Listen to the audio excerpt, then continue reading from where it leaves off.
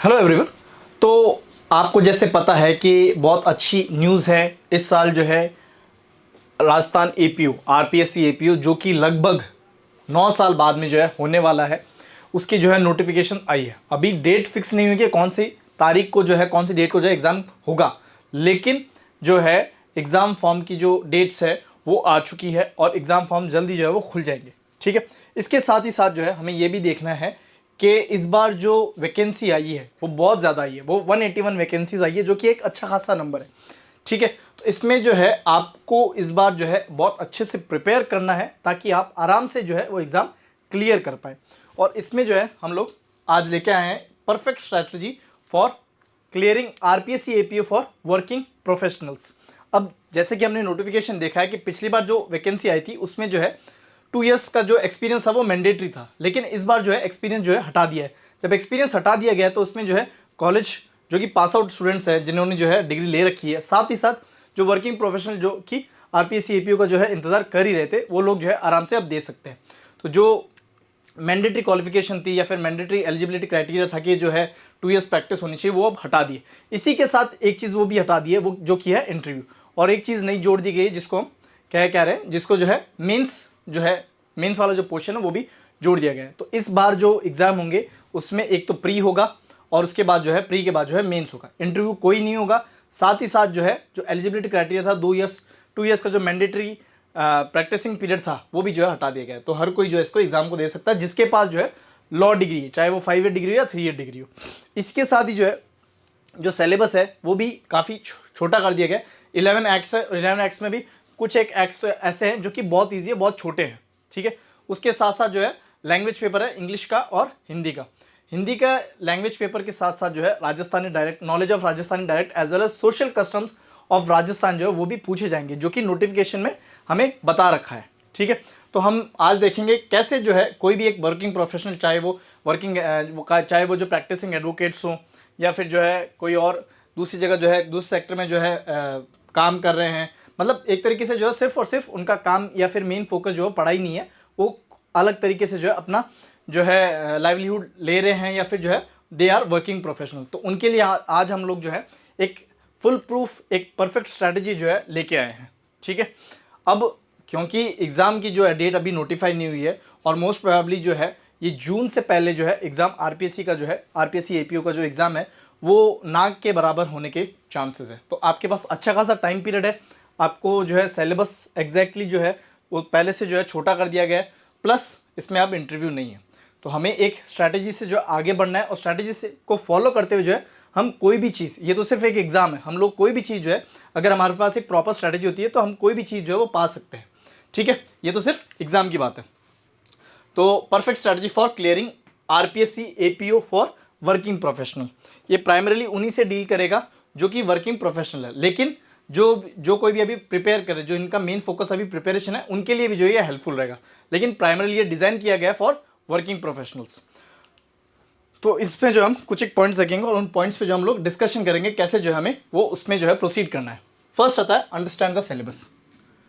अगर आप कोई भी चीज़ करना चाहते हो या फिर जो है मान लीजिए कोई भी आपको काम करना है, तो हमेशा एक तरीका होता है कि उसको हम कैसे करें, कैसे आगे बढ़े। कोई भी डायरेक्शन में जाने से हमें कोई फ़ायदा नहीं होगा, एक पर्टिकुलर डायरेक्शन में कंसिस्टेंट एफर्ट्स लगा के तभी जाके जो हमारा गोल कोई भी जो है वो अचीव होता है। सेम जाता है for the case of any exam. कोई भी एग्ज़ाम क्लियर करना, उससे सबसे पहले जो आपको सिलेबस जानना ज़रूरी है, क्योंकि अगर आप सिलेबस नहीं जानोगे तो आप अंधेरे में तीर मारने जैसा काम हो जाएगा। ठीक है, तो सबसे पहला और सबसे इंपॉर्टेंट काम जो है वो सिलेबस जानना है। ठीक है, क्योंकि एक तो आपको ये जो है ज़्यादा पढ़ने से रोकेगा, प्लस आप जो है एक पिन पॉइंटेड प्रिपरेशन जो आप कर सकते हो जो कि आपको एग्जाम में फ़ायदा देगा। तो first is understand the syllabus. Syllabus जैसे अभी हमने देखा कि पहले से जो है छोटा हो गया है, पहले बहुत ज़्यादा एक्ट्स थे और पहले ज़्यादा जो सिलेबस था बहुत ज़्यादा वाइड था। अब जो है लॉ के हिसाब से जो है सिर्फ और सिर्फ 11 एक्ट्स है, उसके बाद इंग्लिश का पोर्शन है और हिंदी का पोर्शन है। तो हम लोग सबसे पहले जो है सिलेबस देख लेते हैं। तो अंडरस्टैंड द सिलेबस, सबसे पहले आप आरपीएससी एपीओ जो नोटिफिकेशन आई उसमें आप सिलेबस देख सकते हैं, उस सिलेबस का प्रिंट आउट निकालें और अपने पास जो है उसको रख लें। फिर जैसे जैसे आप जो एक्ट कंप्लीट करते जाते हैं, अच्छा ये भी ध्यान रखिए कि सिर्फ और सिर्फ क्रिमिनल लॉज के हिसाब से ही आएंगे, सिविल लॉज जो है वो डील इसमें नहीं किए गए। ठीक है, क्योंकि आरपीएससी एपीओ जो है काम जो है क्रिमिनल मैटर से ही डील करता है in the state of Rajasthan. Syllabus निकाल लिया, अपने पास रख लिया, अब उसके अकॉर्डिंग जो हमें स्ट्रेटजाइज करना है। जिसके पास नोटिफिकेशन नहीं है या फिर जो नोटिफिकेशन डाउनलोड नहीं करना चाहता उनके लिए जो हम लोगों ने सिलेबस की लिस्ट भी जो है यहाँ पे प्रोवाइड की है। तो सिलेबस क्या क्या है, एक तो आईपीसी है। अच्छा, एक बहुत खुशखबरी वाली बात यह है कि हमें जो है इसमें पुराने लॉज ही पढ़ने हैं जो हम लोगों ने अभी तक अच्छे तरीके से पढ़ लिए। ठीक है, तो ये एक अच्छी खुशखबरी है फॉर द लॉ एस्पिरेंट्स के उनको जो है पुराने एक्ट्स ही पढ़ने हैं और उन्हीं को जो है जो उन्होंने अच्छे से पढ़ रखे हैं वही जो है एग्जाम में आएंगे। ठीक है, 1 जुलाई 2024 से जो है नए लॉज इनैक्ट हो जाएंगे, लेकिन आरपीएससी एपीओ के नोटिफिकेशन के हिसाब से हमें जो है बताए गए हैं वो पुराने लॉज ही हैं। तो पहला है आईपीसी, इंडियन पीनल कोड 1860। ठीक है, जो कि वर्किंग प्रोफेशनल उनको तो अच्छा खासा उसके बारे में जो है नॉलेज होगा, लेकिन फिर भी जो है नॉलेज होने के बाद भी जो हमें प्रैक्टिस करना जो है बहुत इंपॉर्टेंट है। क्योंकि जुडिशरी का कोई भी exam, not only judiciary, any exam, आप जितना ज़्यादा प्रैक्टिस करोगे उतना ज़्यादा आपको जो है हेल्प करेगा। तो पहला है IPC. Second is Indian evidence act, जो कि आज के वक्त जो है दूसरा 1 जुलाई 2024 से जो है उसको हम अलग तरीके से बुलाएंगे। ठीक है, चेंज भी हुआ हालांकि, लेकिन उसका नाम भी जो है चेंज हो चुका है। साथ साथ जो उसमें एक्ट में भी जो है कई सारी चीज़ें जो है जोड़ी गई है। ठीक है, थर्ड है code of criminal procedure code CrPC. Fourth है the SC/STs prevention of atrocities act 1989। फिर उसके बाद जो आता है पॉक्सो, फिर उसके बाद आता है जेजे एक्ट, फिर आता है प्रोबेशन ऑफ ऑफेंडर्स एक्ट 1958, उसके बाद आता है आर्म्स एक्ट 1959, फिर आता है राजस्थान एक्साइज एक्ट 1950, और फिर आता है Rajasthan public examination prevention of unfair means act 1992, और एक है 2022 वाला जो कि लेटेस्ट एक्ट है 2022 का। अब ये टोटल जो इनकी काउंटिंग होती है वो 11 होती है। ठीक है, तो 11 लॉज हैं, और 11 लॉज में मोस्टली आप लोगों ने जो है, क्योंकि आप वर्किंग प्रोफेशनल हैं, लॉ फील्ड में ही काम करते हैं, आपने लॉ 5 साल या 3 साल जो भी आपका रहा है क्वालिफिकेशन उसके हिसाब से आपने लॉ पढ़ा है, तो आपको मेजर लॉज के हिसाब से जो है अच्छी खासी आपकी प्रिपरेशन होगी। कुछ एक नए एक्ट्स है जो कि जनरली दूसरे एग्जाम्स में कम तर ही पूछे जाते हैं, जैसे कि जेजे एक्ट तो राजस्थान में पूछा जाता है, और ये थोड़ा सा जो है बड़ा एक्ट भी है compare to in major acts को छोड़ दे तो बाकी के हिसाब से थोड़ा बड़ा भी है। फिर आता है पॉक्सो भी जो हम लोग लगभग हर एक जुडिशरी एग्जाम में या फिर लॉ एग्जाम्स में पूछा जाता है। फिर उसके बाद आता है SC/ST prevention of atrocities act 1989। This is also very small act, ज़्यादा इसमें सेक्शंस है नहीं, जल्दी कवर हो जाएगा। फिर आता है Rajasthan excise act, Rajasthan public. अच्छा, ये 2 एक्ट जो हैं ये जनरली जो है दूसरे स्टेट के जुडिशरी एग्जाम, कोई भी जुडिशरी एग्जाम्स में जो है पूछे नहीं जाते हैं, ना ही अभी तक जो है RJS में पूछे गए। ठीक है, ये वाला तो अभी तक पूछा भी नहीं गया क्योंकि ये पिछली बार जो RJS हुआ था उसके बाद ही जो है ये एक्ट बना है। तो मोटे मोटे तौर पे हम देखें तो सिलेबस जो है बहुत ज़्यादा बड़ा नहीं है, सिलेबस आराम से जो है अभी मई तक भी जो है आराम से बहुत अच्छे से जो है किया जा सकता है। ठीक है, सेकंड हमें देखना है वो ये है कि हमें एक शेड्यूल प्रिपेयर करना है। ठीक है, अब हमें अपना गोल तो पता है, लेकिन उस गोल पे हम पहुँचे कैसे वो भी जानना ज़रूरी है। जब हमें अपना जो है कोई भी एम पता है, कोई भी गोल पता है, कोई भी डेस्टिनेशन पता है, तो अगली जो चीज़ होती है वो होता है उसका रास्ता, वो होता है उसका प्रोसीजर, या फिर वो होता है उसका वे। कैसे आप जो है वो एक उस डेस्टिनेशन पे पहुंचने के लिए जो है आप जो रास्ता जो अपना अपनाते हो वो भी बहुत मैटर करता है। ठीक है, क्यों? क्योंकि सही रास्ता अपनाएंगे तो उसमें हमारे जो एफर्ट्स जो हैं थोड़े कम लगेंगे, प्लस वो एफर्ट्स वाकई में हमें फ़ायदा देंगे। अगर हम रास्ता ही कोई डेस्टिनेशन हमें जाना है, अगर हम गलत रास्ता पकड़ लें तो उससे हमारी एनर्जी वेस्ट भी होती है, प्लस हमें जो है जो डिज़ायर्ड रिजल्ट होते हैं वो मिलते नहीं है। लेकिन हम रास्ता सही तरीके से पकड़े, हमें डेस्टिनेशन पता है, तो हमारा जो एफर्ट्स है वो सही डायरेक्शन में लगेंगे और हमें फ़ायदा भी देंगे। तो डायरेक्शन या फिर जो है रास्ता जो है अच्छे से पता होना चाहिए। और रास्ता कैसे होगा कि अगर आपका स्टडी शेड्यूल जो है एकदम अच्छे से हो। अब स्टडी शेड्यूल जो है सबका अलग अलग होगा क्योंकि सबके वर्किंग कंडीशंस अलग हैं, सबके वर्किंग आवर्स अलग हैं। तो कैसे जो है वो उनको अपना जो टाइम है वो यूटिलाइज़ करना है, कैसे जो है वो अपना टाइम उनको देना है एग्ज़ाम की प्रिपरेशन के लिए, उनके उसका एक मोटे मोटे तौर पे जो हम लोगों ने यहाँ पे डिस्कस किया है। इसके अलावा आप जो है अलग से खुद भी जो अपना एक टाइम टेबल बना सकते हैं। पहला है create a study schedule, allot allocate specific time slots each day for studying considering your work hours. मतलब आपके वर्किंग आवर्स है उसके अलावा आपका जो टाइम पीरियड रहता है उसको आप कैसे एलोकेट करते हो अपनी प्रिपरेशन के लिए, वो मैटर करेगा। And other commitments even if it just an hour और 2 कंसिस्टेंसी इज द की। तो कंसिस्टेंसी ना सिर्फ एग्जाम में बल्कि लाइफ में हमेशा जो है मैटर करती है। आप कितने होशियार हो, आप कितने जो है मतलब आप कितने एवरेज स्टूडेंट हो, ये मैटर नहीं करता। जो मैटर करती है वो कंसिस्टेंसी मैटर करती है। कंसिस्टेंसी है तो एक एवरेज स्टूडेंट भी जो है एक बहुत ज़्यादा इंटेलिजेंट को, बहुत ज़्यादा टैलेंटेड पर्सन को जो है आराम से पछाड़ सकता है। ठीक है, तो इसमें शेड्यूल क्या होगा, इनिशियली। अब जब इनिशियली लिखा है इसका मतलब ये है कि स्टार्टिंग में आपका जो है शेड्यूल क्या होना चाहिए। इसका मतलब ये नहीं कि आप जो है जब तक एग्जाम हो आप यही शेड्यूल जो है अपनाते रहे। स्टार्टिंग में आपका शेड्यूल जो है वो कैसा होना चाहिए वो हमने डिस्कस किया है। अब depending upon your working hours, depending upon your working conditions, आप इसको बढ़ा घटा सकते हैं। ठीक है, और मेरी माने तो इसको बढ़ाइए। क्यों? क्योंकि जो है जितना ज़्यादा प्रैक्टिस करेंगे, जितना ज़्यादा हम पढ़ेंगे, उतना ही जो है हमें फ़ायदा होगा। तो अब मेजर लॉस जब आता है तो उसमें आप दिन के जो है आज के टाइम में मतलब इनिशियली आप मिनिमम जो है 2 आवर्स दीजिए। ठीक है, 2 आवर्स पर डे, ये स्टार्टिंग की है, बाद में आप इसको बढ़ाएंगे, लेकिन स्टार्टिंग में 2 आवर्स पर डे दीजिए। ठीक है, उसी के साथ जब माइनर लॉस की बात करते हैं तो उसमें भी 2 आवर्स पर डे दीजिए। अब क्योंकि माइनर लॉस जो है वो कम है, छोटे हैं, उनमें सेक्शंस कम है, तो वो बहुत जल्दी कवर भी हो जाएंगे। ठीक है, और जब बहुत जल्दी जो है कवर हो जाएंगे तो एक सेंस ऑफ अकम्पलिशमेंट भी जो है आपको महसूस होगा। तो मेजर लॉस के लिए 2 आवर्स पर डे, और माइनर लॉस के लिए भी 2 आवर्स पर डे। उसके बाद जो है लैंग्वेज पेपर में जो है आप 1-1 घंटा जो है दे सकते हैं। इंग्लिश के लिए 1 घंटा और हिंदी के लिए 1 घंटा। ठीक है, that is more than sufficient.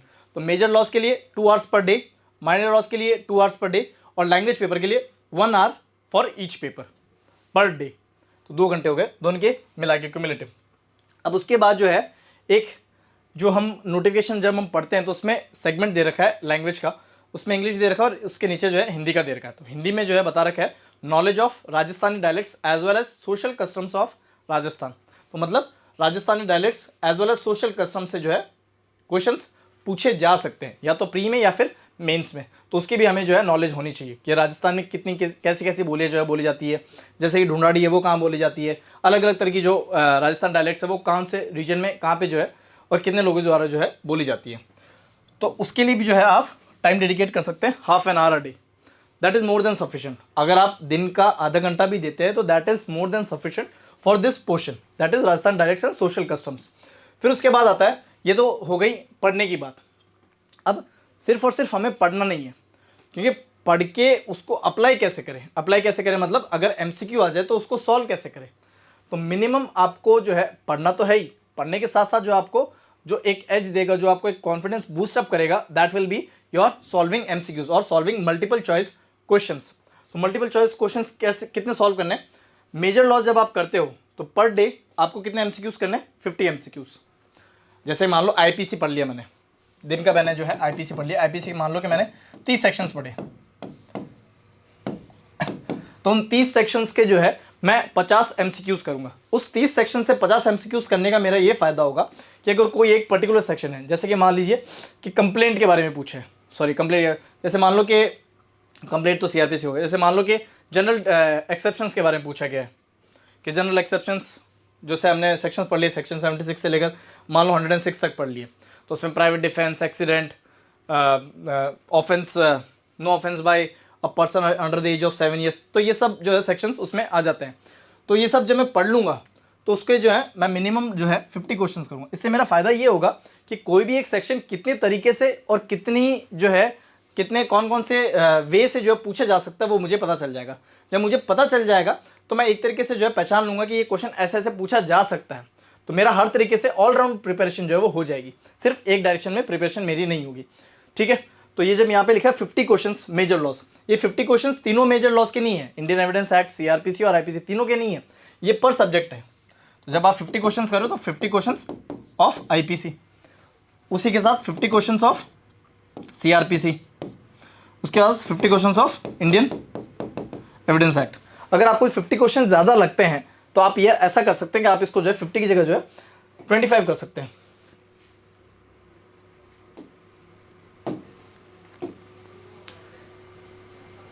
अगर आपको टाइम थोड़ा इसमें ज़्यादा लगता है तो आप इसको जो है 25 भी कर सकते हैं। ठीक है, क्योंकि जो है एमसीक्यू सॉल्व करना is a prerequisite to clear any law entrance exam. ये प्री रिक्विजिट है, क्योंकि सिलेबस जो होता है वो जुडिशरी एग्जाम्स का जो है लिमिटेड होता है, वो बहुत ज़्यादा वास्ट नहीं होता, बहुत ज़्यादा एक्सपेंसिव नहीं होता, वो लिमिटेड होता है। तो उसमें से ही कैसे कैसे तरीके क्वेश्चन पूछे जा सकते हैं वो आपको पता होना चाहिए। तो this is a bare minimum. Starting में आप जो है 25 क्वेश्चन पर सब्जेक्ट पर मेजर लॉ करें। 25 आईपीसी के हो गए, 25 सीआरपीसी के हो गए, 25 इंडियन एविडेंस एक्ट के हो गए। फिर उसके जो है माइनर लॉज के भी आप करें। माइनर लॉज के जो है 20 क्वेश्चन पर माइनर एक्ट। जैसे कि मान लो कि कोई एक्ट पकड़ा, राजस्थान सॉरी आर्म्स एक्ट पकड़ लिया, आर्म्स एक्ट। अब आर्म्स एक्ट के जो है मैं मिनिमम 20 क्वेश्चंस करूंगा।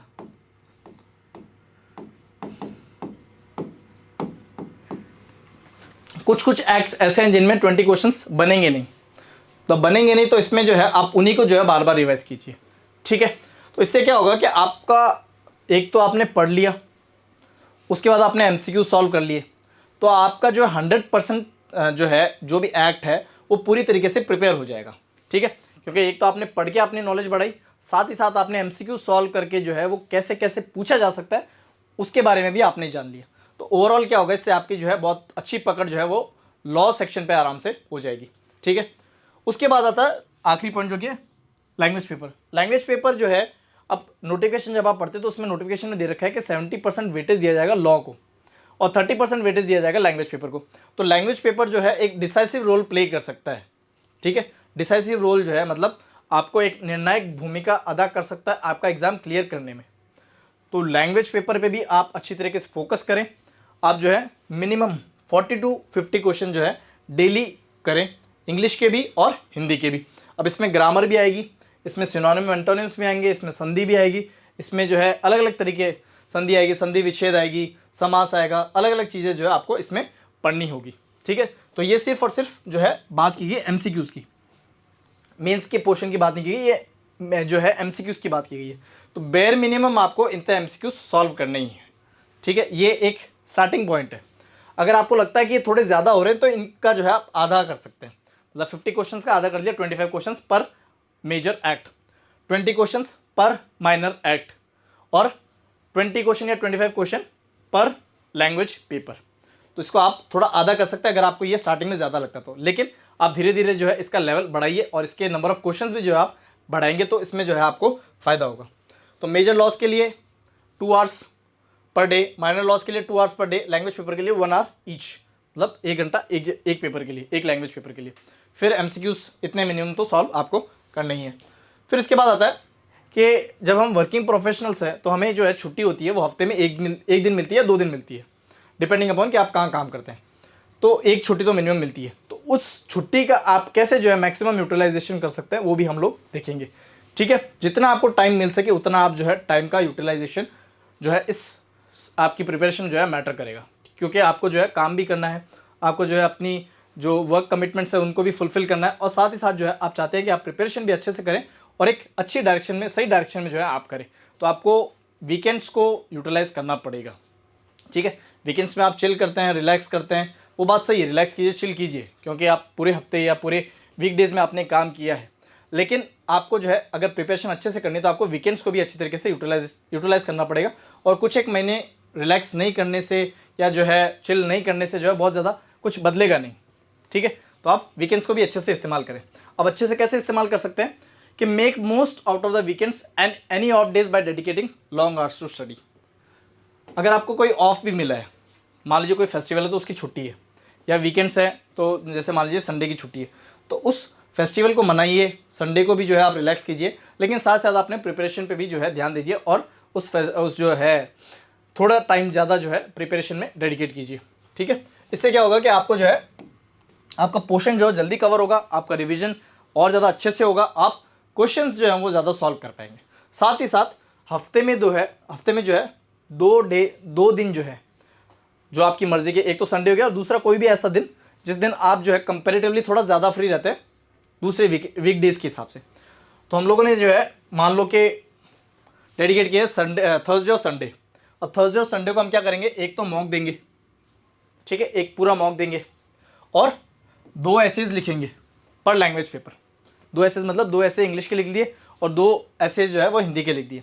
और जनरली एसेज भी जो है लीगल टॉपिक से रिलेटेड आएंगे या फिर जो है साइंस एंड टेक्स, मतलब मोटे मोटे तौर पे जो है ये ऐसे बताया जा सकता है। तो इन चीज़ों की जो आप अच्छे से प्रैक्टिस कीजिए। तो थर्सडे और संडे को डेडिकेट कीजिए फॉर 1 मॉक एंड 2 एसेस पर लैंग्वेज, क्योंकि ऐसे राइटिंग में प्रैक्टिस बहुत ज़्यादा मैटर करेगी। ऐसे राइटिंग में स्पीड अच्छी खासी होनी चाहिए, और आप स्पीड अच्छी होने के साथ जो है आप कैसे अपने आप को एक्सप्रेस करते हैं, दैट ऑल्सो मैटर्स इन ऐसे राइटिंग। ठीक है, तो इसमें आप 2 दिन डेडिकेट कर सकते हैं। संडे तो आप डेडिकेट कर सकते हैं, दूसरा ऐसा डे आप चूज़ कीजिए वो जो कि सबका अलग अलग लुकआउट होगा कि उनका कौन सा डे कंपैरेटिवली फ्री रहता है। तो उस एक तो संडे होगा, और एक आप अपनी सहूलियत के हिसाब से जो है दूसरा दिन चूज़ कर सकते हैं। उसके बाद आता है 2 दिन हमें और डेडिकेट करना है, एक तो वेंसडे हो गया और एक सैटरडे हो गया। ये 2 भी जो है आप अपनी सहूलियत के हिसाब से चूज़ कर सकते हैं, जब आपको वर्कलोड जो है कंपैरेटिवली थोड़ा कम रहता है। तो उस दिन आप क्या कीजिए, रिवीजन कीजिए। जैसे कि मान लो कि मैंने आईपीसी पूरी पढ़ ली, एक बार मैंने पूरी अच्छे से पढ़ ली। अब मैं जब वापस रिवाइज करूँगा तो ऐसा नहीं कि मैं पूरे जो है 511 सेक्शन जो है पूरे 1 बाय 1 पढ़ूंगा, उनमें से मैं इंपॉर्टेंट सेक्शन ही पढ़ूंगा, और इंपॉर्टेंट सेक्शन में से भी जो है मैं जो क्रूशियल इन्फॉर्मेशन है वो मैं निकालूंगा, और वही मैं रिवाइज करूंगा। जब मैंने रिवीजन कर लिया तो उसके बाद जो है मैं आंसर राइटिंग भी करूंगा, क्योंकि मेंस भी इसमें होगा, तो इसमें जो आपको आंसर राइटिंग भी प्रैक्टिस करनी पड़ेगी। और आंसर राइटिंग प्रैक्टिस जो है दैट इज़ अ मस्ट, और अगर आप अभी से ही शुरुआत कर देंगे तो एक आपको डेफिनेटली जो है एज देगा ओवर दी अदर कैंडिडेट्स। ठीक है, तो 2 दिन आप डेडिकेट कर सकते हैं for revision as well as answer writing, और 2 दिन आप डेडिकेट कीजिए, एक तो संडे को और दूसरा कोई भी आपके जो कि आपको जो है फ्री मिलता है, या फिर जो है कंपेरेटिवली उस दिन काम कम रहता है, तो वो आप डेडिकेट कर सकते हैं फॉर मॉक एंड 2 एसेस पर लैंग्वेज। फिर उसके बाद आता है नेक्स्ट, अब ये सब हमने कर लिया, लॉस पढ़ लिए, एमसीक्यूज दे लिए। अब मुझे पता लग रहा है कि जब मैं एमसीक्यूज देता हूँ तो कंपेरेटिव मेरे जो एक पर्टिकुलर सेक्शन है, मेरा एक जो पर्टिकुलर सेक्शन है ना, वो बार बार मेरे उसमें जो है क्वेश्चंस बार बार गलत होते ही हैं, या तो मैंने वो ढंग से पढ़ा नहीं है, या फिर मुझे लगता है कि मुझे आता है तो मैं उसको स्किप कर देता हूँ जबकि मुझे आता नहीं है। तो इसमें आप क्या कीजिए कि आप अपनी स्ट्रेंथ्स जो है वो रिकग्नाइज कीजिए कि मेरी स्ट्रेंथ क्या है। अच्छा, कुछ एक की स्ट्रेंथ होगी कि मेरा हिंदी बहुत अच्छा है, तो जब आपका हिंदी अच्छा है तो हिंदी की स्ट्रेंथ आप बरकरार रखिए, और आपको लगता है कि आपका इंग्लिश वीक है, जैसा जनरली जो होता ही है, जिसकी इंग्लिश जो है स्ट्रांग होती है उनकी हिंदी वीक होती है, और जिनकी हिंदी स्ट्रांग होती है उनकी जनरली इंग्लिश वीक होती है, ये एज अ जनरल रूल देखा जाता है। तो इसमें आप क्या कर सकते हैं, आप अपनी स्ट्रेंथ को रिकग्नाइज कीजिए, और स्ट्रेंथ पे तो वर्क करते ही रहिए, लेकिन ज़्यादा टाइम डेडिकेट कीजिए अपनी वीकनेस को। ठीक है, क्योंकि दोनों को साथ मिला के, दोनों को मजबूत करके ही जो है एग्जाम क्लियर किया जा सकता है। सिर्फ और सिर्फ स्ट्रेंथ के बेसिस पे जो है एग्जाम क्लियर नहीं किया जा सकता, वीकनेसेस भी जो है आपको काम करना पड़ेगा। तो हर एक इंडिविजुअल का, हर एक स्टूडेंट का, उसकी क्या स्ट्रेंथ है, उसकी क्या वीकनेस है, वो उससे अच्छा कोई नहीं जानता है। अगर मेरी इंग्लिश अच्छी है तो मुझे, और मेरी हिंदी वीक है, तो मुझे पता है कि मुझे किसके ऊपर काम करना है, तो मुझे हिंदी पे ज़्यादा काम करना पड़ेगा। मुझे हिंदी अच्छे से जो है पढ़नी पड़ेगी, समझनी पड़ेगी, उसको सॉल्व करना पड़ेगा, ताकि मेरे कॉन्सेप्ट जो हिंदी के कॉन्सेप्ट्स हैं वो मैं जो है अच्छे से जो है समझ पाऊँ, अच्छे से उनको अप्लाई कर पाऊँ। तो आपको स्ट्रेंथ अपनी खुद पहचाननी पड़ेगी, खुद वीकनेस आपको पहचाननी पड़ेगी, क्योंकि सबकी स्ट्रेंथ, सबकी वीकनेसेस अलग होती है। जैसे यूनिवर्सल डेफिनेशन ये होती है कि ये यूनिवर्सली जो है सबकी स्ट्रेंथ होती है, या यूनिवर्सली ये सबकी वीकनेसेस होती है। तो उस पर आपको खुद को काम करना है, खुद को पहचानना है, वीकनेसेस पे काम कीजिए और स्ट्रेंथ पे भी काम कीजिए। स्ट्रेंथ, ताकि ऐसा ना हो कि वीकनेस को स्ट्रॉन्ग करने के चक्कर में आपकी स्ट्रेंथ ही जो वो वीकनेस बन जाए। तो दोनों पे काम करना ज़रूरी है, और उस चीज़ पे ज़्यादा काम करने की जरूरत है जो कि आपकी वीकनेसेस है। और उसके बाद जो है, अब आप जब इंडिविजुअली प्रिपेयर करते हो तो आपको जो है एक कॉम्पिटिटिवनेस की फीलिंग नहीं आती है। ठीक है, तो इसमें आप ये कर सकते हो कि आप, अच्छा आपको और दूसरा ये कि अकाउंटेबिलिटी की भी फीलिंग नहीं आती है कि हाँ भाई मैं कर रहा हूँ, अच्छी बात है, लेकिन मेरा एक दोस्त भी कर रहा होता और मैं भी कर रहा हूँ, तो मेरे दोस्त ने कितना किया है, मैंने कितना किया है, हम दोनों में से मार्क्स के, अच्छा ये एक हेल्दी कॉम्पिटिशन है। आपको ऐसा नहीं करना कि मेरे उससे कम कैसे आए या उसके में से ज़्यादा कैसे है, वो चीटिंग करता होगा, या फिर जो है वो जब मॉक देता होगा तो वो जो है उसको अगर आंसर नहीं आ रहा होगा तो वो जो है डायरेक्ट खोल के बैठ जाता होगा, फिर आंसर फिर जो है वो देख के करता होगा। ऐसे नहीं करना, एक हेल्दी कंपटीशन रखना है। और हेल्दी कंपटीशन रखने के लिए आप क्या कर सकते हो, आप ऑनलाइन स्टडी ग्रुप्स को ज्वाइन कर सकते हो। जैसे कि आप जो है लॉ प्रेप जुडिशरी का टेलीग्राम चैनल जो है आप ज्वाइन कर सकते हो, जिसमें आपको जो है डेली ऐसे ही एमसीक्यूज जो है मिलते रहेंगे। साथ ही साथ आपको फ्री स्टडी मटेरियल भी मिलेगा, जो कि आरपीएससी एपीयू के लिए ही बनाया गया है, उसके लिए क्यूरेटेड है। उसके साथ साथ आरजेएस के लिए भी है आपको मटेरियल मिलता जाएगा। तो ऐसे स्टडी ग्रुप में ज्वाइन करने से क्या होगा, एक तो अकाउंटेबिलिटी बढ़ेगी कि मुझे इतना पोर्शन इतनी देर में करना है, प्लस आपको फ्री स्टडी मटेरियल मिलेगा, आपको क्वेश्चन सॉल्व करने के लिए मिलेंगे, मतलब ओवरऑल आपका जो है बेनिफिट होगा। ठीक है, तो ऐसी ऑनलाइन स्टडी ग्रुप को जो है आप ज्वाइन कीजिए, जिससे कि आपको पता लग पाए कि आप अभी प्रिपरेशन के कौन से लेवल पर हो आप, और आपको लेवल अप कितना करना है। ठीक है, फिर उसके बाद लास्ट आता है सीक प्रोफेशनल गाइडेंस। अच्छा, अब जब हमें लगता है कि हमें एक तो होता है कि हम खुद जो है खाना खा लें बना के, क्योंकि हमें खाना आता है, या फिर हम लोग जो है किसी और की जो है क्या कहते हैं कि सर्विसेज ले लें, जो कि बहुत अच्छा है खाना बनाने में या कोई भी XYZ सर्विस देने में। तो जब मेरा जिससे फ़ायदा हो रहा है, चाहे अगर मैं खुद बना रहा हूँ खाना तो मेरा उससे फ़ायदा हो रहा है, या फिर मुझे कोई प्रोफेशनल गाइडेंस दे दे तो मेरा उससे फ़ायदा हो रहा है, तो मुझे उसमें जाना चाहिए। अगर प्रोफेशनल गाइडेंस देंगे तो उससे फ़ायदा ये होगा कि वो बंदे जो कि आपको प्रोफेशनल गाइडेंस देंगे, एक तो वो एक्सपीरियंसड है, प्लस उनको पता है कि क्वेश्चंस जो है कैसे फ्रेम किए जा सकते हैं। वो हर एक सिनेरियो कवर करते हैं कि इस क्वेश्चन को या इस सेक्शन को जो है इस तरीके से पूछा जा सकता है। जैसे कि एक सेक्शन को मान लो कि 5 तरीके से पूछा जा सकता है, तो अगर आप सेल्फ प्रिपेयर करते हैं, खुद से प्रिपेयर करते हैं, तो आप जो है 2 या मैक्सिमम 3 तरीके से आप पता लगा सकते हैं कि ये सेक्शन जो है इस तरीके से पूछा जा सकता है। वहीं पे जो कि आपको प्रोफेशनल गाइडेंस देगा, उसको पता है कि एक सेक्शन जो है वो मिनिमम 6 तरीके से पूछा जा सकता है, तो वो आपको हर तरीके से जो है गाइड करेंगे, प्लस हर तरीके से जो है आपको एकदम जो है कंपटीशन के जो है केपेबल बना देंगे, या फिर जो एग्ज़ाम उसके केपेबल बना देंगे। तो अगर आप प्रोफेशनल गाइडेंस आपको मिल रही है तो आप जो है ज़रूर उसके लिए जाइए, क्योंकि हमेशा जो है गाइडेंस जो है होता है वो हमेशा आपको जो है फ़ायदा ही करेगा। तो सीख प्रोफेशनल गाइडेंस, सीख प्रोफेशनल गाइडेंस के लिए जो है लॉ प्रेप जुडिशरी से भी जो है आप लोग जुड़ सकते हैं, जिसके लिए हम लोगों ने जो है RPC APO का बैच भी जो है वो हमने लॉन्च किया, जिसमें हम लोग जो है A to Z APO की प्रिपरेशन कराएंगे, डेडिकेटेड प्रिपरेशन कराएंगे। इसमें हम लोग जो है आपको मॉक्स देंगे, हम लोग आपको पढ़ाएंगे, मेंस आंसर राइटिंग भी हम लोग जो है कराएंगे, प्लस आप मेंस आंसर राइटिंग में कहाँ गलती कर रहे हैं, कैसे आपकी प्रेजेंटेशन होनी चाहिए आंसर राइटिंग में, लैंग्वेज पेपर कैसे लिखना है, कैसे जो है प्रेजेंट करना है, वो हम A to Z जो है आपको प्रिपरेशन करवाएंगे। ठीक है, तो सीख प्रोफेशनल गाइडेंस। अब आप प्रोफेशनल गाइडेंस जहाँ से आपको अच्छा लगे वहाँ से आप जो है कर सकते हैं। Seek professional guidance. If needed, consider joining a coaching institute or hiring a tutor who specializes in APO exam preparation. They can provide personalized guidance and strategies to enhance your preparation. ठीक है, अब ये सब जो है हमने देख लिया, तो 5 पॉइंट्स हमने देखे, जिसमें हम लोगों ने जो है सिलेबस से लेकर जो है गाइडेंस तक का जो पूरा जर्नी है वो हम लोगों ने कैरी आउट की। अब last but not the least, और इफ आई से द मोस्ट इंपॉर्टेंट थिंग, तो सबसे इम्पॉर्टेंट थिंग है, जो सबसे ज़रूरी चीज़ है, वो ये है कि बी कंसिस्टेंट। आपने एक दिन पढ़ा, 2 दिन पढ़ा, उससे कोई फ़र्क नहीं पड़ता। आप भले ही जो है ये जो टाइम टेबल दिया, जो कि मिनिमम आपको स्टार्टिंग में 2 आवर्स देने हैं for major, 2 hours for minor, ये आप जो है भले ही स्टार्टिंग में 2 आवर्स नहीं दे पाएँ, आधा घंटा ही दे पाएँ या 1 घंटा ही जो है वो दे पाएँ, लेकिन अगर आप वो रेगुलरली कर रहे हैं और पूरी शिद्दत से कर रहे हैं और कंसिस्टेंट है, तो इससे आपको जो है गारंटीड जो है आपको फ़ायदा होगा, आपका RPSC APO क्लियर होगा। ठीक है, तो जो मैटर करेगी वो ये मैटर नहीं करेगी कि आप एक दिन में जो है उठ के पूरा सिलेबस कवर कर लें, आप जो है 1000 MCQs एक दिन के लगा लें। जो मैटर करेगी वो ये है कि आप कितने कंसिस्टेंट हैं। ठीक है, ये कंसिस्टेंसी ही जो है आपको औरों से जो है अलग बनाएगी, आपके जो है एग्ज़ाम जो है वो क्लियर करवाएगी। तो बी कंसिस्टेंट, एंड यहाँ पे जो है हम लोग अपना ये जो स्ट्रैटेजी है वो यहाँ पे जो है पूरी होती है। तो अब इसके अलावा आपको कोई भी डाउट्स है तो आप जो है कमेंट सेक्शन में पूछ सकते हैं, और इसी के साथ जो है ऐसे ही वीडियोस के लिए for the study material regarding RPSC APO as well as, अच्छा जिनको भी ये क्वेश्चन है कि भाई MCQs हम सॉल्व कहाँ से करें, तो MCQs के लिए जो है बाज़ार में बहुत सारी जो है बुक्स मिलती हैं, उसमें बहुत सारे क्वेश्चंस होते हैं। अगर वो बुक्स परचेज नहीं करना चाहते तो हम लोग जो है जल्दी RPSC APO के लिए जो है लाइव सेशंस भी करेंगे, जिसमें हम लोग जो है क्वेश्चंस जो होते हैं, एक तो प्रीवियस ईयर पेपर्स हो गए, प्लस जो भी जितने भी एक्ट्स हैं उनसे जितने तरीके के क्वेश्चन पूछे जा सकते हैं वो लोग भी जो हम लोग लॉ प्रेप जुडिशरी के चैनल पे जो है हम लोग सॉल्व करवाएंगे।